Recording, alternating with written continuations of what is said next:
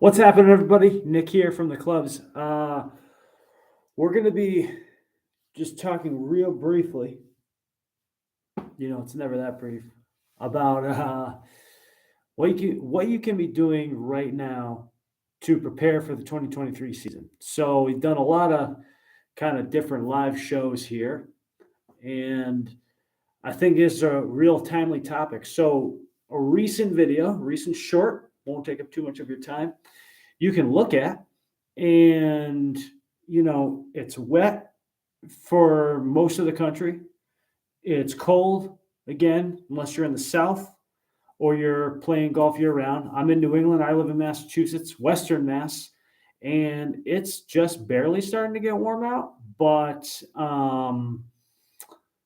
we're kind of far off. But the ground's pretty wet. You should use it to your advantage. We talk about ball striking and hitting ball first and whatnot. Well, it's wet out. You're basically in a position where you're in conditions that are susceptible to hitting it fat, hitting it heavy. But if you go out and practice, I'm not talking about practicing in a puddle, by the way. Just it's overall wet, and it's easy for the club to dig. You should go out and practice. It's not even a swing ground. It's just like practicing on soft conditions. And if for nothing else, it'll teach you ball first. Even if you're doing other stuff, ball first is the first piece on hitting it well. And ball first, especially in wet conditions when you're prone to hit it fat, that's number one. Go out and do that. And I would suggest wedges. Like hit a bunch of wedges, hit a bunch of like 8-iron, things like that. If you have a range that has grass, go out and do that. You're looking for crappy conditions so that when it's warm out and it's drier, you're going to be able to compress the ball even better. But if you can compress it off wet conditions, well, check mark, you're in the money and you're ahead of whoever you're playing against, whether or not you just do fun games, if you do tournaments, etc. Boom. Because I'll tell you what, if you're in tournament golf, everybody else that you're playing against is going to be prepared. If you're in a match play group, none of your friends are doing this. So you want to take some money, you want to win your matches, you want the glory, you want the dough, you want the Venmo. This is where it starts, and you can get that much more quickly prepared so you don't have to go through the early season lull, and you can be in mid-season form in the beginning of the season. So that's check one. Check two, if you do have a course opened up, I would go out and putt, go out and chip. And you're not really looking for, the greens are probably going to be pretty crappy. They're probably going to be pretty slow. They're probably going to be pretty soft. So, you're looking to build, and if you haven't been grinding through the winter, it's really hard to grind a short game, and that's often what comes back the slowest. Go out to the putting green, do some chips, be versatile. Hit with putting, you're looking for line. Obviously on any green, whether or not it's slow or fast, you always have to adjust for speed. You're not always going to make the same stroke. If something is, you're not going to hit it as hard on a fast green. You have to hit it harder on a slow green. So you already have to adjust for that. But line, alignment, how the ball comes off the face, that's something you can practice on really any condition. And that's what you're looking for. And those types of things, they take a little while to kind of get back in the mix. So you're going out and doing your ball striking on wet conditions. So one, you're already ahead. And again, this is not a swing grind. It's just a matter of going out and hitting balls and doing it. You're not doing anything more than just these things. So you're doing the ball striking piece. So you're going to be miles ahead of whoever you're playing with, whoever you're playing against. Or if you're playing, you're obviously always competing against the course. So you're going to have an edge on the course, where the course normally has an edge on you early on in the season. So you got that. Then you're doing your putting. You're doing your chipping. I would suggest do the bump and runs. Be just mindful that If you're doing bump and runs on soft greens, you're going to have to hit it a little harder. But what we're looking for here is more like technique rather than the pure distance of it, where you're just refamiliarizing yourself with how to hit a bump and run. I think when you have soft conditions around the greens and you're doing chipping, wedge, 52, if you have a lob wedge, try all these things, because that is really where it's hard. Where if you either have a really bare hard lie and it's difficult, or if you have a super soft lie, it's really easy to dig, chili dip it. So again, that's what we're looking for practice. We're looking for technique, refamiliarizing yourself. So that's number 2. Putting, chipping, it's not necessarily about speed, because we're not going to get a good gauge. We're not going to get that until later on in the season. But as far as clipping the ball, hitting it in the center, and refamiliarizing yourself with shot type, et cetera, that's what you can do. The other piece, obviously, if you've been grinding through the winter and you've been hitting off mats, great, you're grinding. But if you're hitting off mats, sometimes that can give us a potential maybe not as accurate reading on how well we would actually hit the ball off grass. So whether or not it's wet or not, if you've been hitting a bunch of long irons, like go hit the balls off the grass with the long irons. Same thing as before, but really we want to make sure that you aren't sort of hitting mat first, you're hitting ball first. Driver is going to take a little while, although I think that sometimes, off the tee can be, it's a bigger swing. You have longer to square the face. You got longer to go. You're hitting off a tee. So sometimes that can come back maybe a little bit more quickly versus irons. So I wouldn't necessarily be as concerned about driver. I would focus on irons first and chipping and putting. Yes, you absolutely want to get off the tee, but I think those elements first, that's something definitely you want to focus on. Number 3, just put out a video today. Set your goals. Now, maybe not a lot of you, or some of you are like, I don't really want to do that. Like, I just like to go out, or I want to get better. But it really doesn't matter what skill level you're at. Setting goals, definitely at least 1 to 2 strokes. So you have your outcome-based goal, and then you have your, the variations of the outcome-based goals. But here's the stroke saving elements: mental, course management, and how you're going to hit your outcome-based goals. Well, hey, I want more birdie putts, or I want to hit more greens. You're basically doing that by going off and playing and hitting off soft conditions, right? So you're already improving your ball striking. I want more birdie putts. Okay, I have more birdie putts. I want to make more birdies. Well, okay, then you take a look back and go, what is my normal birdie putt? Is it 15 feet? Is it 20 feet? Is it 5 feet? So then you say, okay, my average birdie putt is probably, I'll take my example, right? So I have a skills-based goal that leads to an outcome-based goal, where it's, if I'm in the fairway, I want to be regularly inside 10 feet from 110 yards. Like, that's my thing. I want to do that. So if I do that, obviously that translates to I have to be really good off the tee. It also means that I have to be really good with my wedges. So those are 2 obvious things that I'm going to practice. Now, one of my strength is off the tee. So I really grind on wedges. I actually don't practice that much on off the tee. But I grind wedges because I view wedges as like, I'm not always going to have a great tee day. And if I'm punching out, I can very often punch out to 150 down to about 120. right? So I have a normal yardage of 150, 120 where I'm going to be able to really get back in play. So if I'm amazing at wedges, guess what? I'm going to have a really good chance at making a par every time, or, at the worst, bogey.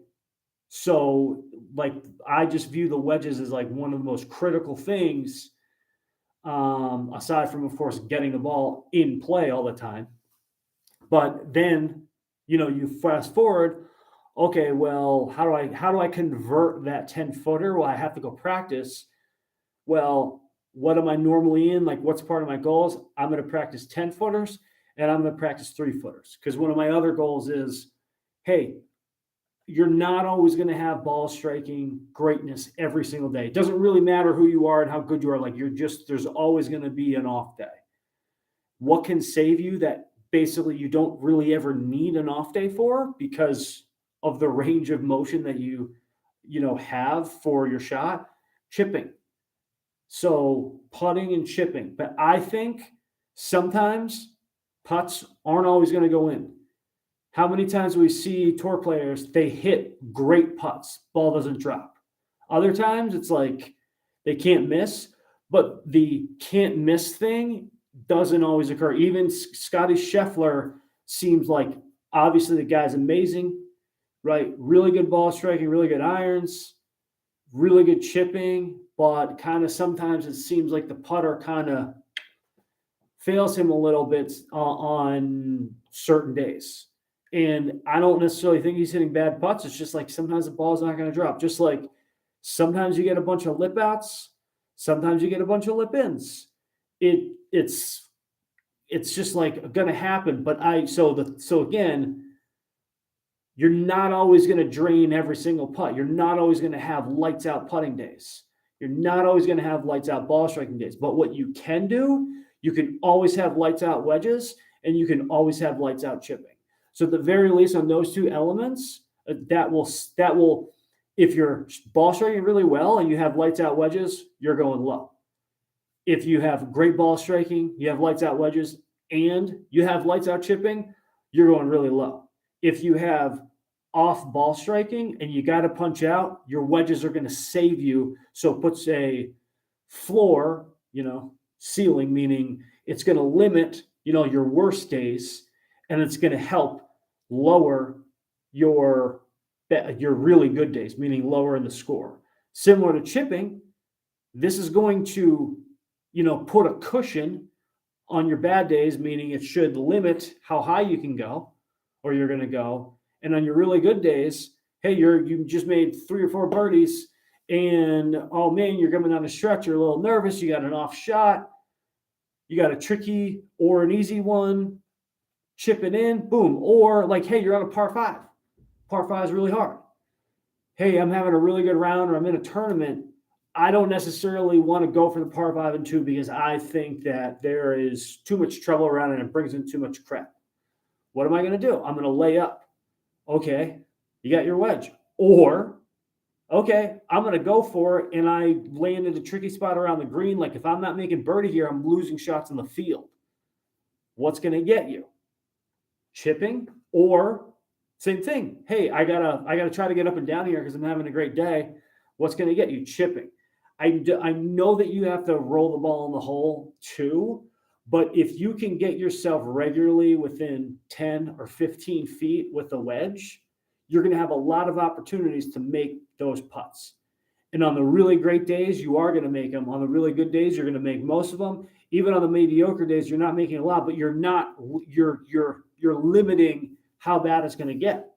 Similar to chipping, okay, well, you're having an off day, but if you can get it inside 3 feet almost every time, yeah, on a bad putting day, maybe you miss 1 or 2.